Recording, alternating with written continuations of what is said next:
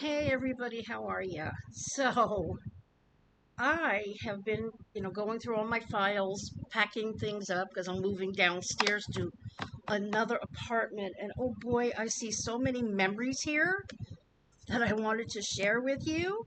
So, let's go way back to the beginning, okay? Let me see. The one where it looks like this is probably me at about 5. Isn't that cute? I was just a cutie. Yeah.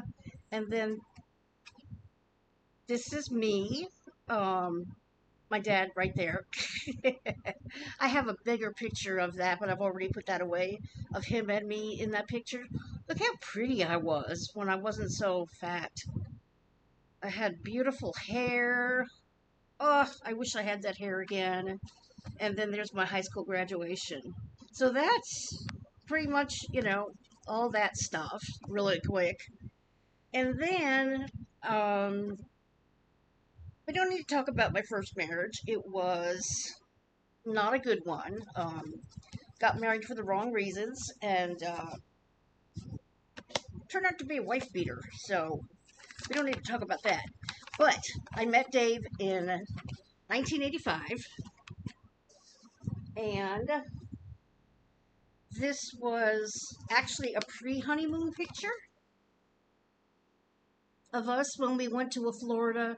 Remember those timeshares where they would offer you things to come and see their places? Well, that's what we did. This was like a pre honeymoon. This was in 82 down in Florida. Now, were we living there? We must have been living there already because we had met in New York and then we moved down to Florida. But that was a pre honeymoon because we didn't get married until 85. So, this is the day we got married, October 5th, 1985. And then along the years, you know, we used to go to the Dixie Stampede a lot, so we always had pictures made at the Dixie Stampede. I believe this was the last. No, that wasn't the last one. But so now we're going to switch over to. I'm going through these really quick because I know they're boring, but we'll get to the good parts in a minute. So I worked at the Titanic Museum in Pigeon Forge, and this is the picture of me in my uniform. That's pretty wild, isn't it? Hated that job. It was so depressing. It was awful. And then we moved from New York to Florida, from Florida to Arizona, from Arizona to Texas to be with his brother who was ill, terminally ill. And in Texas, I actually got the singing bug. Okay, I was employed by a big company called Incredible Universe.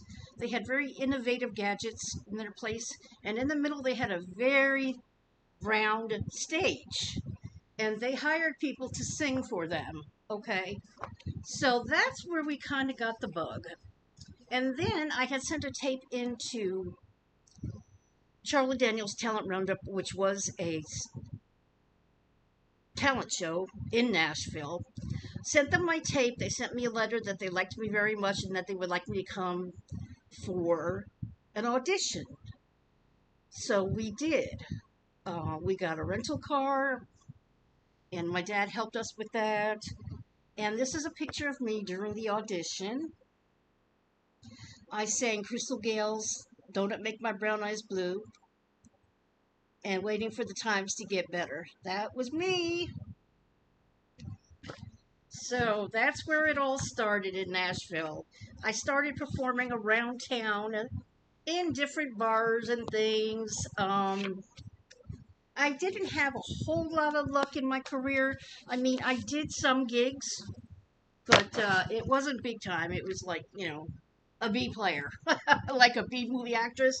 I was a B entertainer. But I had a lot of fun when we did that. And I actually sang in a bar for about a year. And then I did a wedding. When I worked at the senior center, I sang for the seniors and they loved it because I was doing Patsy Cline. And you know that all the older folks love the old country music, the real country music. So, yeah. So that was just a quick rundown of all of that. Next came Nashville. Okay. So that picture, we got the Nashville bug. We lived in Dallas. It was horrible in Dallas. It was dirty. The people were very racist against us because back then, I don't know how it is now, but I was so disrespected on the buses in Dallas. So I hated it there. I just was not happy. So I'm glad we moved to Nashville. It was a much nicer place.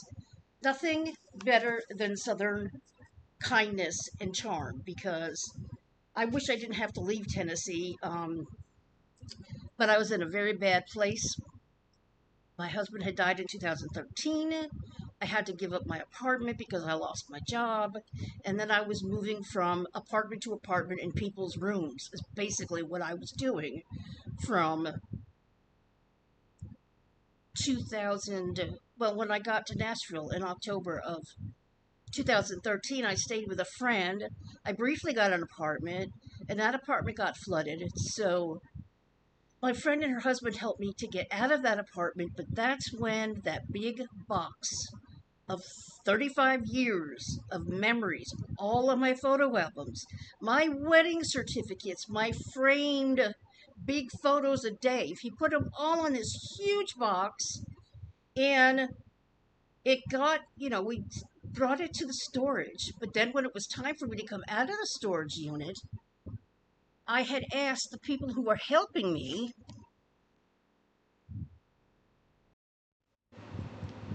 to put that box in their truck, and I thought they did.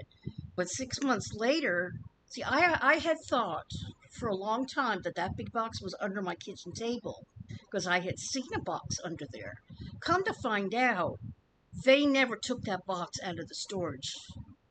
So it was lost. I'm sure that the storage people probably just threw it in the dumpster. 35 years, and I was so upset. I'm still upset about that. But once we got to Nashville, I did my singing, and then we actually started our country music magazine in Dallas. We were doing it online, and it started out as me doing reviews of CDs, okay? Because I love country music. I've always been a good writer. I really should have been a journalist rather than a secretary because that's what I've always been interested in. Writing, investigating things like that. Probably why I'm such you know, into the true crime because, I'm into all that. Dave was a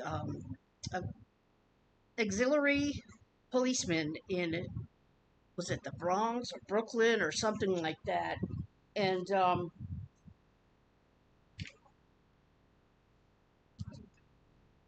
I got the picture, but I don't know where it is. Anyhow, so you know, he was that. So we always were watching true crime stuff, 48 hours and forensic files and all that. Forensic files was on our TV like 24/7. It was crazy. But anyway, so I started out there. And then when we got to Nashville, we met a guy who was a publicist and he helped us out a lot. I'm not mentioning his name because he got into such a big scandal in Nashville and he was blacklisted for a long time. He still has his business, but he's not doing as much with the country artists anymore because it was a pretty bad scandal. So, once we got to Nashville, we went online with our country music magazine, okay? We were the very first online country music webzine. There was nobody else doing this. Everybody else was print, okay? It was print or radio. And so, but this is actually a hard copy of one of our webzines. I'm so glad we printed this out because, the website's been gone for a long time. And so we called it Country Views Web Zine. And my motif has always been flowers. You know, when I was singing, my name was Country Rose. So we concentrated on the positive side of country music. We were so tired of reading scathing reviews of artists in their shows and on their CDs. Critics were just nasty to these country artists. It was just terrible. So our idea was to we're going to do positive. We're going to concentrate on new people. We're going to concentrate on doing positive articles, and that's what we did. Now this was 1997, okay? Got to Nashville in 96. So we did it from 96 till 99, okay? And this was all on the website, okay? All of these pages. We um we did different things like we reviewed a lot of shows because we were invited to a lot of shows. And let's see. Yeah, I mean, we did a Go Cruise for Kids in April of 98. We saw Garth Brooks. We saw Jody Messina, Martina McBride, so many people. And I got to meet most of them pretty briefly backstage. You know how that goes, you know.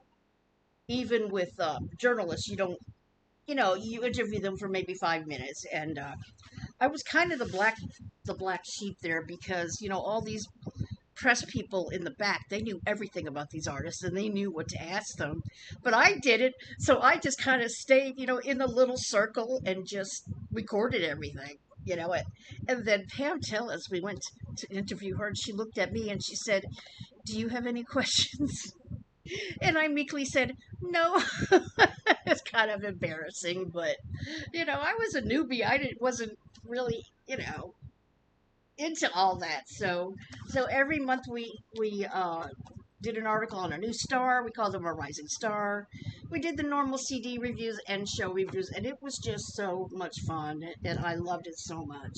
So along with that is I've lost pretty much every single photo we took in Nashville because when I was kicked out of my apartment after my husband passed away, which I never should have let them do that, I had left a whole bag of framed photos and all the film cartridges to the thousands of pictures we took during those 70, during those 3, 4 years.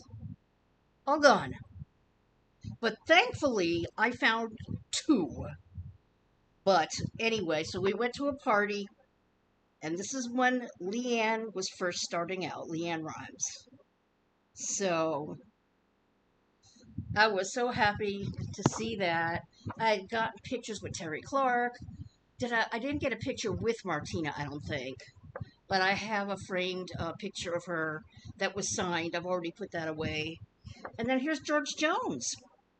He was there with Nancy at Tower Records, and he was promoting one of his albums. Yeah, that's Elizabeth. We're not doing Elizabeth. Um, yeah, we're not doing Elizabeth. So those are the two that I found.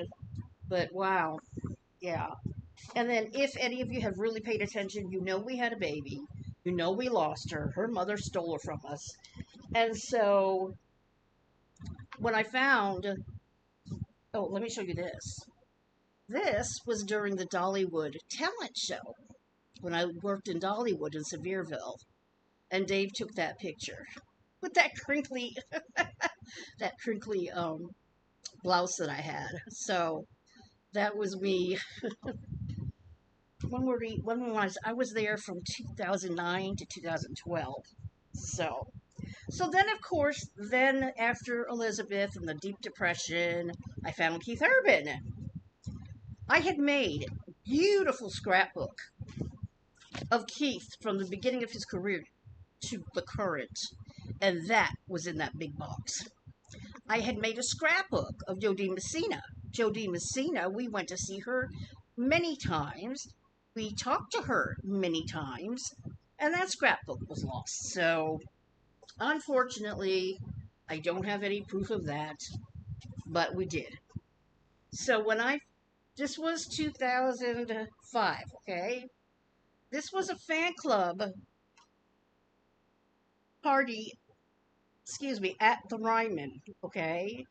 And it was so much fun. And I have looked so hard because I was in this corner over here, but I've never been able to find my head. The thing was, I had gotten a seat, right, in the audience, but they did a raffle, and then I won the chance to come up front to the stage. Now, everybody was standing, but I couldn't because I had been in a car accident. My legs were not strong, and I just couldn't stand like everybody else. So I had to sit. And that's probably why you can't see me because I was sitting. But that was so much fun. This was the last fan club party that he had. Boy, was I lucky to be there, right? I mean, I was right in front of him. I could have touched him if I wanted to. Well, I have touched him, as you know, at the meet and greet in Alabama. This is just a photo that I ordered off of eBay. And then I've got some tickets. I don't know where they went. But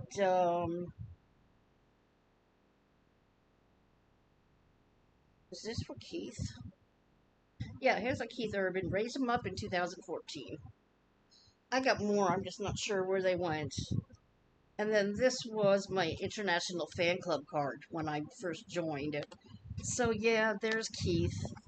And so yeah, been an interesting life, that's for sure.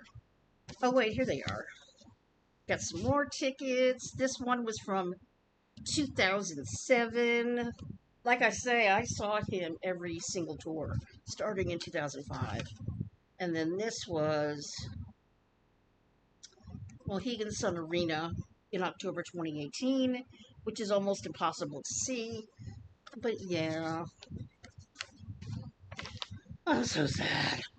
Anywho, this concert is on Thursday, so and I'm not going to be there. And then in April of 2 years ago, I want to say, I went to see Louis Capaldi in Boston.